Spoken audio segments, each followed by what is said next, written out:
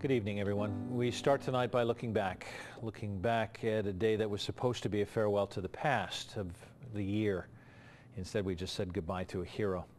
Thousands of people lined a 26-mile stretch of roads today.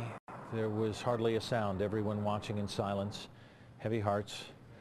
They were honoring one man, Patrick Wolterman. He died earlier this week doing what he loved. The 26-year-old ran into a burning home to save people that he thought were inside. That's what firefighters do.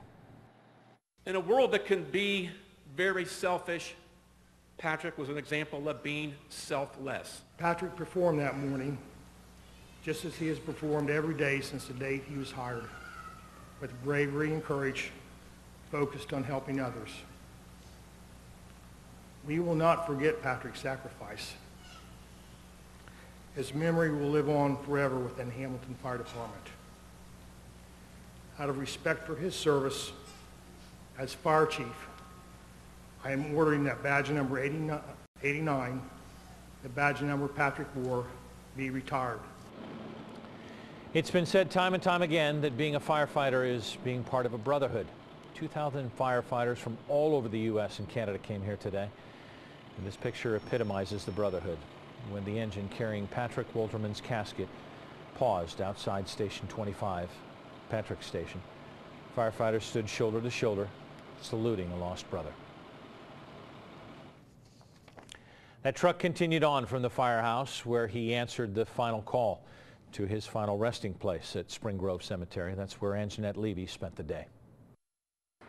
Things are quiet now along Spring Grove Avenue behind me, but earlier today this area was lined with people, some children, some adults. Some of the people had never met Patrick Wolterman, but they wanted to pay their respects. Despite a harsh chill in the air, people mourning Patrick Wolterman stood outside for hours. Some have loved ones who work in the fire service. It's hard, I can imagine the things that his wife's going through. Drew leaves every morning and every night he's working, you say be safe please, and that's all you can ask.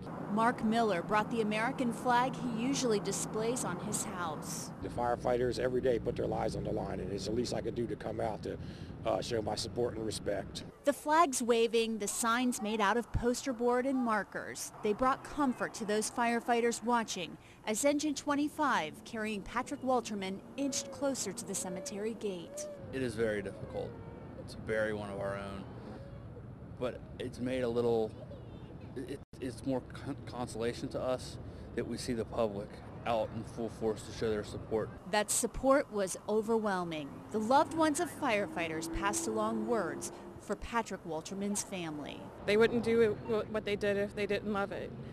I'm so sorry for your loss. If it were me, I would know that he died doing something he loved.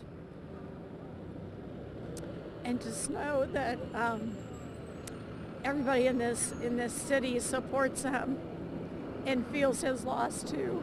There was a long procession of fire trucks and police vehicles that brought Patrick Wolterman here to Spring Grove Cemetery. Some of them were local, others were from Chicago, Cleveland, and even Detroit. At Spring Grove Cemetery, Angenette Levy, Local 12 News. You hear the word hero thrown around quite a bit. Many would say it's lost its luster because of that, but how else do you describe a man who ran into a burning home to save other people? And why else would we stand outside on a gloomy, frigid day waiting to watch a fire truck drive by with a man that many of us never had the honor of knowing because he chose a life where he put everyone else ahead of himself. And for that, we owe him a debt of gratitude.